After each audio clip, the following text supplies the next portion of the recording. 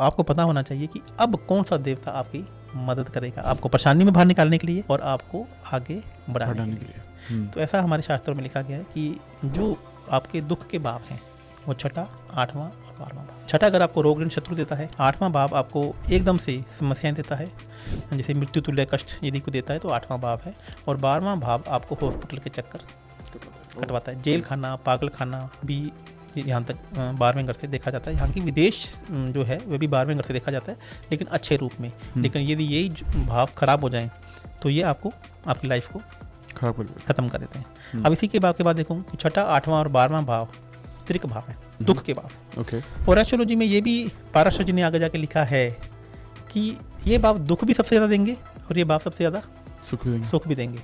Extreme अच्छा, जो भी होगा एक्सट्रीम होगा। अब विजय माल्या जी की कुंडली देखिए, छठे भाव का मालिक 12वें घर में बैठा हुआ है और उन्हें कर्जा नहीं चुकाया तो उन्हें फौरन जाके सेटलमेंट होना पड़ा। जो भी होगा एक्सट्रीम होगा। तो ऐसे ही यदि उन्होंने बोला है कि यदि आप चाहते हो कि आपकी लाइफ में परेशानियां नहीं आए तो छठे, 8वें, 12वें भाव में जो ग्रह बैठे हुए हैं, जो राशियां बैठे हैं, उनके पास पहले ही चले जाओ। या तो आप चले जाओ, नहीं तो मैं वहाँ पे आपको पहुंचा दूंगा। समझने की कोशिश, कंसेप्ट क्लियर है। तो 12वां घर किसका है? अनाथ आश्रय का। 12वां घर हॉस्पिटल का, जेल खाने का, पागल खाने का। यदि आपको लग रहा है कि आपके हॉस्पिटल के चक्कर बार बार लग रहे हैं तो आपके 12वें भाव में कौन सी राशि बैठी हुई है, कौन सा ग्रह बैठा हुआ है, उन्हीं चीज़ों को आपको वहाँ पे पहुँचा देना है। समझने की कोशिश कीजिए एस्ट्रोलॉजी को। यूँ नहीं कि आपने कुछ भी उठाया और आपने दे दिया।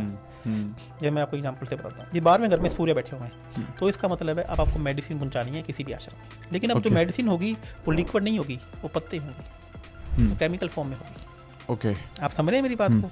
अब ऐसा नहीं कि आपने कुछ भी उठा के दे दिया, आपने मेडिसिन पहुँचा दी, केमिकल पहुँचा दिया, आप पहुँचा सकते हैं आश्रम में। अब आपके यही 12वें घर में चंद्रमा बैठा है, तो अब आपको लिक्विड दवाई पहुँचानी है।